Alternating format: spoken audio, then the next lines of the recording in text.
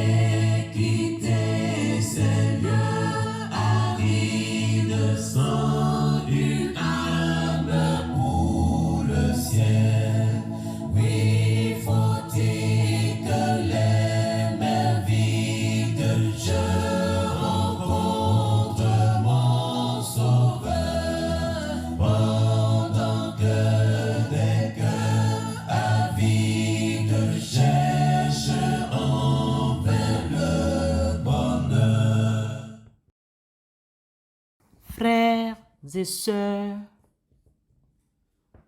joignons nos cœurs pour notre dernier rendez-vous spirituel. Ce jeudi 1er mai à 20h30, heure de Bruxelles et de Paris, 19h30, heure du Bénin et du Cameroun, 18h30, GMT, heure du Togo et d'Abidjan, partageons la parole de Dieu. Prions en communion et laissons-nous enseigner sur la croix, honte ou rédemption. Venez apprendre et vous ressourcer.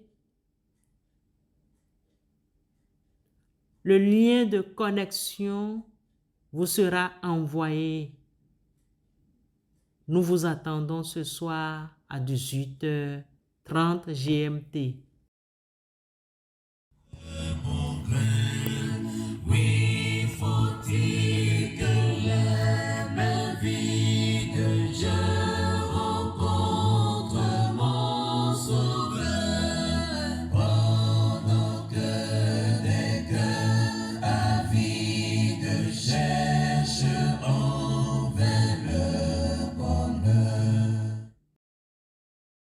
Bien-aimés dans la foi en Christ,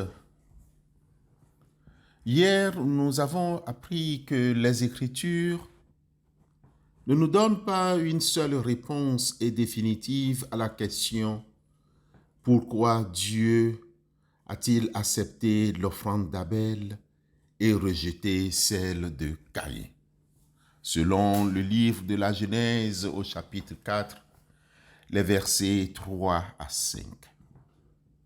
Néanmoins, pour répondre à cette question, nous avons mis en avant une combinaison de facteurs suivants, à savoir la qualité de l'offrande, l'attitude du cœur de celui qui donne, la nature du sacrifice sanglant ou non, et surtout la foi de Abel.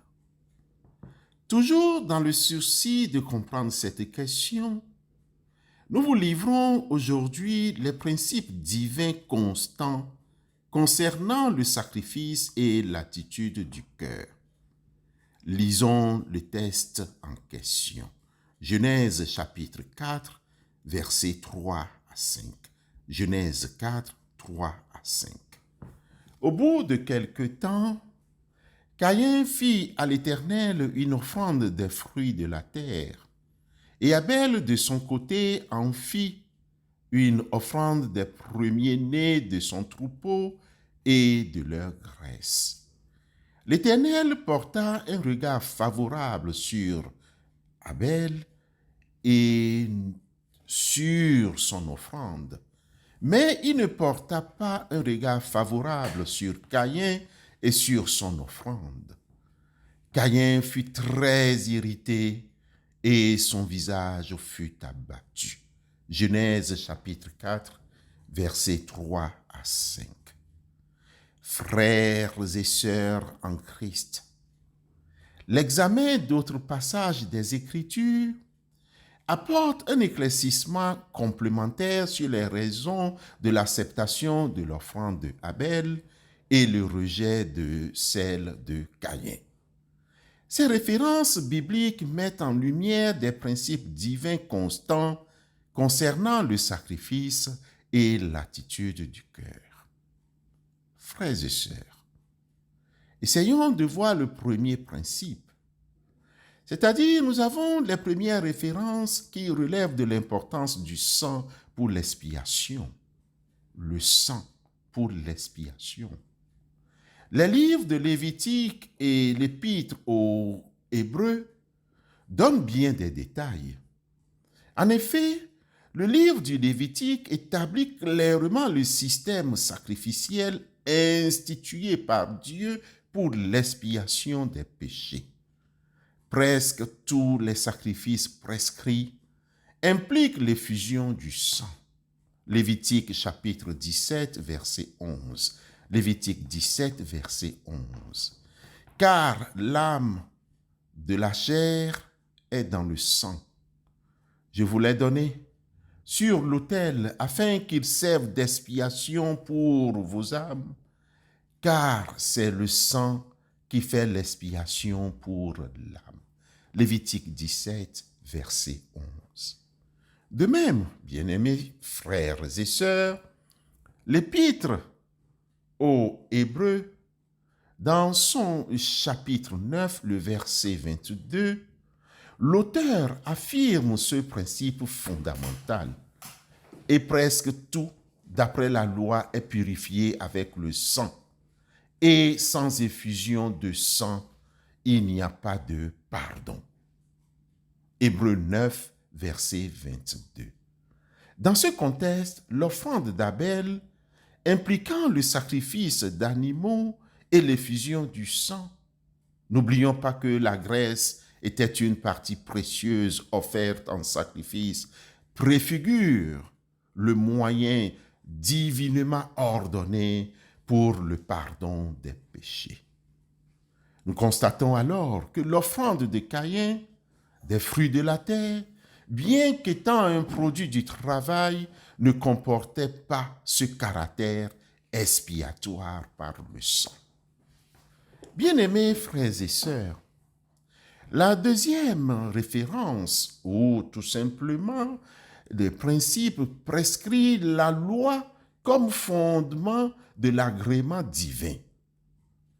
Comme expliqué hier, l'auteur de l'Épître aux Hébreux, chapitre 11, le verset 4, met l'accent sur la foi de Abel. C'est par la foi qu'Abel offrit à Dieu un sacrifice plus excellent que celui de Caïn. C'est par elle qu'elle fut déclarée juste, Dieu approuvant ses dons, et c'est par elle qu'il parle encore, quoique mort. Hébreux chapitre 11, verset 4.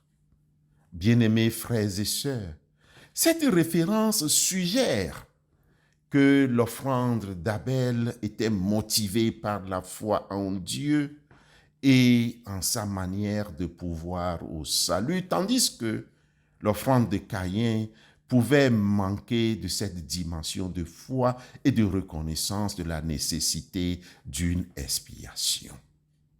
Frères et sœurs, la troisième explication est l'attitude de cœur et l'obéissance.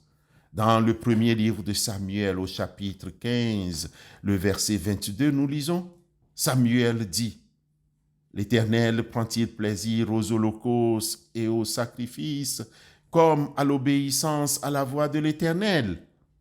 Voici l'obéissance vaut mieux que le sacrifice, et l'observation vaut mieux que la graisse des béliers. » 1 Samuel 15, verset 22. Puis, l'auteur de la lettre aux Hébreux, dans son chapitre 11, le verset 4, revient en force. C'est par la foi qu'Abel offrit à Dieu un sacrifice plus excellent que celui de Caïn. C'est par elle qu'il fut déclaré juste, Dieu approuvant ses dons. Et c'est par elle qu'il parle encore, quoique mort. Hébreux chapitre 11, le verset 4. Bien-aimés frères et sœurs, la quatrième raison prescrit la distinction entre le juste et l'impie, relayée par les proverbes et les psaumes. En effet, de nombreux passages dans les proverbes et les psaumes soulignent la distinction entre les actions du juste et celles de l'impie et la faveur que Dieu accorde au premier. Par exemple, il est écrit dans le livre des Proverbes au chapitre 15, le verset 8, que le sacrifice des méchants est en abomination à l'Éternel, mais la prière des hommes droits lui est agréable. Proverbe 15, verset 8. Dans le contexte de Caïn et de Abel, il est possible que Dieu ait discerné une justice et une droiture dans le cœur d'Abel qui manquait à Caïn, se reflétant dans la nature et la manière de leur offrande. En tout état de cause, bien-aimés frères et sœurs, Dieu est souverain et c'est pourquoi ses choix. Au demeurant, le texte de Genèse lui-même et d'autres dans les Écritures suggèrent que l'acceptation de l'offrande d'Abel était due à sa foi, à la nature de son offrande qui préfigurait l'expiation par le sang et à une attitude de cœur juste et obéissante. Le rejet de l'offrande de Caïn pourrait être lié à un manque de foi, à une offrande qui ne correspondait pas à la manière dont Dieu allait pourvoir au pardon et potentiellement, bien-aimés frères et sœurs, à une attitude du cœur moins respectueuse et reconnaissante. L'histoire de Caïn et de Abel demeure un enseignement fondamental sur l'importance de la foi, de l'obéissance et la sincérité dans notre relation avec Dieu. Jésus lui répondit, « Si quelqu'un m'aime, il gardera ma parole et mon Père l'aimera. Nous viendrons à lui et nous ferons notre demeure chez lui. » Jean 14, verset 23. Amen.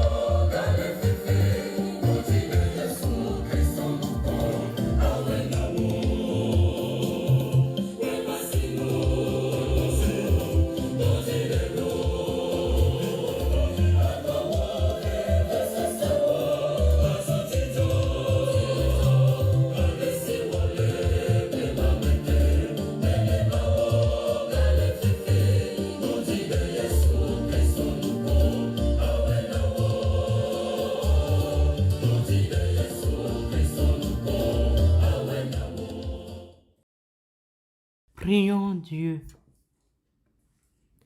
En ce premier jour du mois de mai, nous te remercions, toi qui es le maître de toutes choses et que chaque saison et chaque temps sont sous ton contrôle souverain. Ta parole nous assure en Psaume 31, verset 16. Mes jours sont dans ta main. Délivre-moi de la main de mes ennemis et de ceux qui me persécutent. C'est avec cette confiance que nous plaçons ce mois de mai entièrement entre tes mains puissantes et aimantes. Seigneur, nous te prions de guider chacun de nos pas durant ces jours. Comme il est écrit dans le livre des Proverbes au chapitre 3, versets 5 et 6. Confie-toi en l'Éternel de tout ton cœur et ne t'appuie pas sur ta sagesse. Reconnais-le dans toutes tes voies et il aplanira tes sentiers. Nous choisissons de ne pas nous appuyer sur notre propre compréhension, mais de chercher ta direction dans chaque décision, petite ou grande, que nous aurons à prendre ce mois-ci. Nous te demandons, s'il te plaît, Seigneur, ta sagesse et ton discernement pour naviguer dans les défis et les opportunités qui se présenteront. Ta parole nous promet, dans l'épître de Jacques, au chapitre 1, verset 5. Si quelqu'un d'entre vous manque de sagesse, qu'il la demande à Dieu, qui donne à tous simplement et sans reproche, et elle lui sera donnée. Nous te prions humblement de nous accorder cette sagesse divine pour comprendre tes plans et agir selon ta volonté parfaite. Que ta grâce abondante nous accompagne chaque jour de ce mois de mai.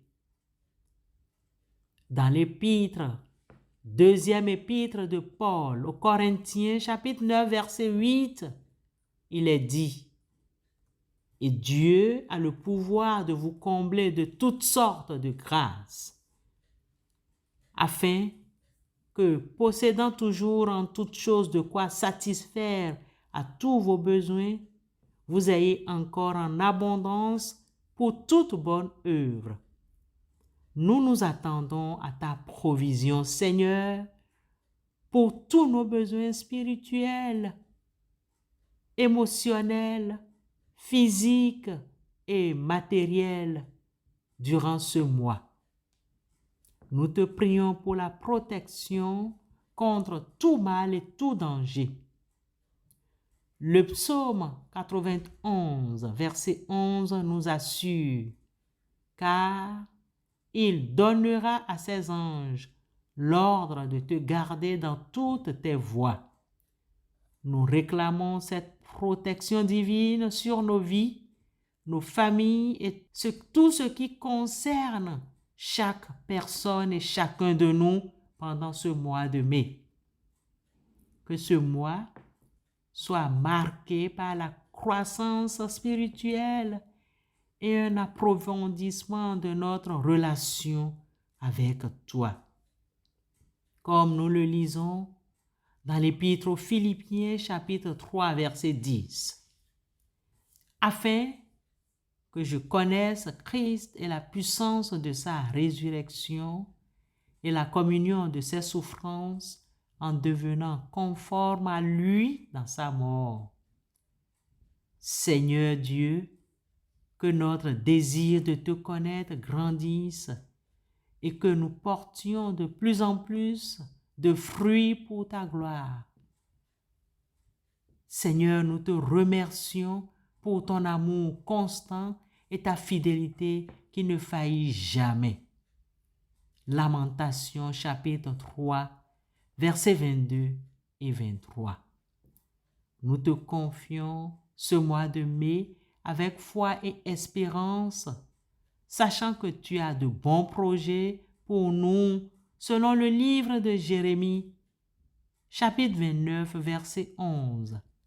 Car je connais les projets que j'ai formés sur vous, dit l'Éternel, projets de paix et non de malheur, afin de vous donner un avenir et de l'espérance. Que ta volonté soit faite en toutes choses durant ce mois, au nom de Christ Jésus, notre Seigneur et Sauveur. Amen.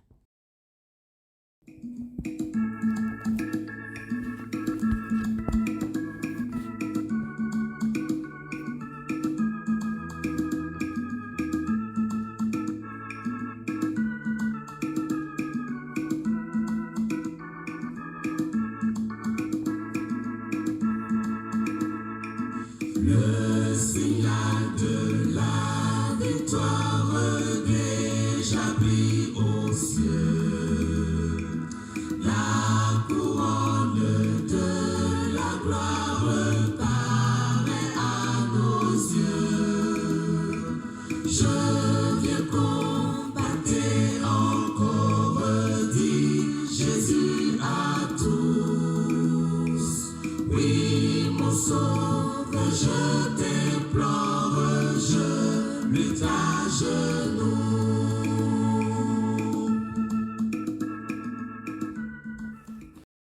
Recevons la bénédiction, bien-aimés frères et sœurs, de la part de notre Dieu. Ainsi dit le Seigneur, les jours de ce mois de mai seront des jours de bénédiction manifeste, des temps où sa main se révélera avec puissance, des victoires inattendues se manifesteront, des percées se produiront, et nous témoignerons de sa fidélité comme à jamais auparavant. Au nom puissant de Christ Jésus, cela s'accomplit pour nous tous. Amen.